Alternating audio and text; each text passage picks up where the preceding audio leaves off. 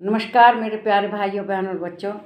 आज मैं आपको ऐसी एक स्त्री के बारे में बताऊंगी जिसने अपने पति का चेहरा नहीं देखा था, लेकिन वो पतिव्रता स्त्री थी। उसने पति का चेहरा नहीं देखा था लेकिन पतिव्रता थी। उसके साथ कहना ये दुर्भाग्य कहो कि क्या कहो, ऐसी घटना घटी जैसे पहले ज़माने में अल्पायु में शादी हो जाती थी। बहुत कम उम्र में उनकी भी शादी कम उम्र में ही हो गई थी। और समझिए कि थोड़ा बड़ा होने पर गोना होता था। मतलब 13-14 साल की जब लड़की होती थी तो उसका गोना कर दिया जाता था। तो गोना मतलब जैसे उस समय शादी करके घर रख लिया जाता था, विदाई नहीं होती थी और फिर कुछ साल बाद विदाई की जाती थी। तो ऐसे ही उनकी विदाई हुई। तो जब विदाई होके वो आ रही थी तो रास्ते में क्या हुआ कि उस लड़के को बुखार लग गया। तो रास्ते में गंगा जी नदी पड़ती थी, वहीं पर उनका दाह संस्कार वगैरह सब कर दिया गया, मतलब घर नहीं लाए। और जब वो लड़की को उतारा गया, लड़की जब अपने ससुराल पहुंची तो लड़के के साथ उतारा जाता है कि लड़के की डोली और लड़की की डोली पास में रख के दोनों साथ उतरते हैं, घर में प्रवेश करते हैं। तो उस समय लड़की से कहा गया कि उनकी तबीयत ठीक नहीं है, इसलिए अकेला ही उतारना पड़ेगा। और तो उनका जो रस्म होती है वो कि उन्होंने अकेले उतार के उसको घर में मतलब गृह प्रवेश कराया। जब गृह प्रवेश कराया, घर में की औरतों को कुछ नहीं पता कि क्या हुआ। जो बाराती गए थे वे लोग सब अपने अपने घर चले गए, उधर से कोई घर पर नहीं आया। और जब जो घर के कुछ लड़कियां थी वो घर के जो बांटा जाता है मिठाई वगैरह, बहू के आने के बाद मिठाई बांटने गई सब लोग मोहल्ले में। तो जो एक बाराती थे वो उन्हें देख के अपने टेबल के नीचे छिप गए। तो छिप गए तो वो तो बहन लगती थी, उसने पूछा क्या बात है भैया, ऐसे क्यों छिप गए मुझे देख के। तो तब वो कहने लगी कि देखो तुम पूरी बांट रही हो, वो तो समाप्त हो गए हैं। और उनका जो दाह संस्कार है, जो एक गहमर नदी पड़ती है, गहमर है एक स्टेशन, वहाँ पर उनका दाह संस्कार कर दिया गया गंगा जी में। वहाँ गंगा जी है। तो सब लोग, वो लड़की के हाथ से सब मिठाई उठाई गिर गई, छूट गई और वह घर पर आई। घर पर आके उसने बताया कि ऐसी ऐसी बात हो गई, क्योंकि घर के बाकी सब लोग अभी आए नहीं थे।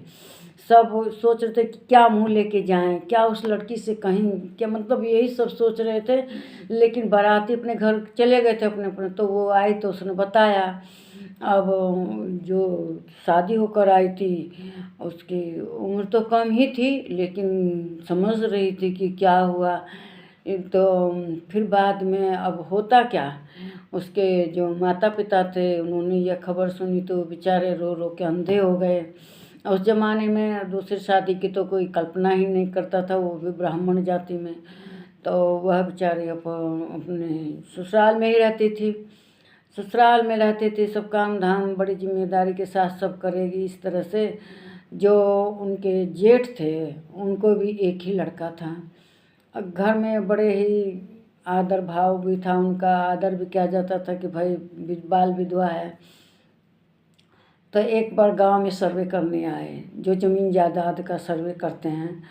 तो मतलब इनके घर में कौन कौन लोग हैं कि किसकी हिस्सेदारी। तो गांव के लोगों ने कहा कि देखिए इनके घर में एक विधवा है, उसकी भी हिस्सेदारी है, उसका भी नाम चढ़ा दीजिए। तो जब उन्हें पता चला कि ऐसे ऐसे गांव के लोग कह रहे हैं, वो खुद गई।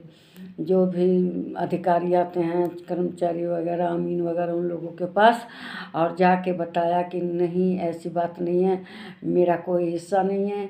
जो मेरे जेठ हैं इनका एक लड़का है, वो सब प्रॉपर्टी का मालिक वही है, मेरा कोई हिस्सा नहीं है। मेरी ज़िंदगी का क्या मतलब, उसने अपना नाम प्रॉपर्टी में से भी कट, मायके में भी उसके भाई नहीं था, उसमें भी अपना हिस्सा नहीं रखी। जो उनके चाचा वगैरह के लड़के थे उनको दे दी। और नानी के यहाँ भी ऐसा दुर्भाग्य था, उनके मामा नहीं था, उनका माँ का ही सब प्रॉपर्टी थी। वहाँ भी जो उनके भाई बंधु मतलब थे उनके मामा के, उन लोगों के नाम करवा दिया। वो स्त्री इतनी त्यागी स्वभाव की थी, उसने अपने नाम कुछ नहीं रहा। हाँ, एक उनकी माँ ने उन्हें एक मकान दे रखा था, वो मकान में रहते थे। वैसे उनका घर पर आदर सम्मान था, उनको किसी चीज़ की कमी नहीं रहे, लेकिन हर काम को बहुत जिम्मेदारी से निभाती थी। और सदा जो उनके जेठ का परिवार था, बच्चे थे, उनके लिए ही उसने सदा उन्हें किया। और कोई भी काम हो, बड़ा से बड़ा, सब वही करती थी, संभालती थी, भीतर बाहर आना जाना। मतलब पहले का ऐसा समय था कि पति का मुंह नहीं देखा, लेकिन पति के नाम पे सारी जिंदगी वह कर्म करती रही। काम उन्होंने अपनी नानी की भी काफ़ी सेवा की। फिर बाद में उनके माता पिता तो कम ही आ पाई, वह माता पिता की भी अपनी अकेली ही संतान थी, लेकिन हर जगह उन्होंने नाम कमाया। कर्म सबके लिए तत्पर थी। कुछ कमज़ोर महिला थी, उन लोगों को अपने पास पढ़ाती थी। वह जहाँ भी रहती थी वहाँ ट्रेनिंग सेंटर था, उसमें बीटीसी का। कितनी ही लड़कियों, कमज़ोर लड़की जो शादीशुदा हो गई थी और उनका आसरा नहीं था, अपने पास रख के वे उनको ट्रेनिंग करवाती थी, पढ़ाती थी, लिखाती थी, नौकरी लगवाती थी। मतलब उन्हें पढ़ने का मौका देती थी अपने घर पे रख के। अपने उनसे कुछ किराया वगैरह नहीं लेती थी वे। और लड़कियों को बहुत से सहयोग करती थी। बहुएं भी, जैसे उनके चाचा वगैरह के लड़के थे, उनकी जो पत्नी थी अपने पास रखे, हाई स्कूल इंटर कराना, शादीशुदा लोगों को, उनको कितनियों को उन्होंने ट्रेनिंग करवाया। उनका घर ट्रेनिंग कॉलेज के पास में था, तो इसीलिए उन्होंने परोपकार के बहुत काम किए।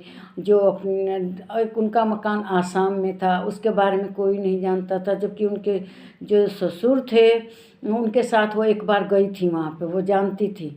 तो वह जाके वहाँ जो उनका जेठ का लड़का था, उसकी पत्नी को साथ में लेके गई और वहाँ से मकान बिचवा के, क्योंकि वो भी घर द्वार छोड़ के चले गए थे, बीच में ही घर, मतलब लड़कियां थी उनकी शादी करने को, तो वहाँ से मकान बिचवा के पैसा लाई अपनी, मतलब पुत्रवधू जो लगती थी, जेठ के पुत्रवधू, उसको साथ लेके फिर उन्होंने दोनों लड़कियों की शादी करवाई।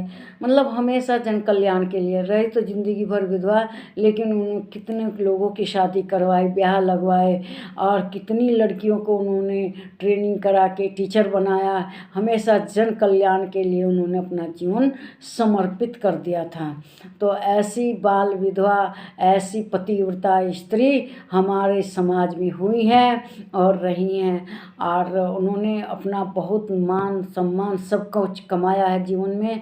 तो रही तो विधवा जिंदगी भर, वह पति के साथ सती नहीं हुई थी, लेकिन वह सती से भी ज़्यादा करके गई। इस समाज की कितनी लड़कियों बहुओं का उसने जीवन बनाया, कितनी की शादी कराई। तो मनुष्य को ऐसे ही परोपकार के काम में अपना जीवन बिताना चाहिए। और मैं उन्हें आज भी बहुत बहुत नमस्कार करती हूँ। तो आपको भी नमस्कार मेरे प्यारे भाइयों, बहनों और बच्चों। इस वीडियो को लाइक कीजिए, शेयर कीजिए, इस पर कमेंट कीजिए, मेरे चैनल को सब्सक्राइब कीजिए। नमस्कार।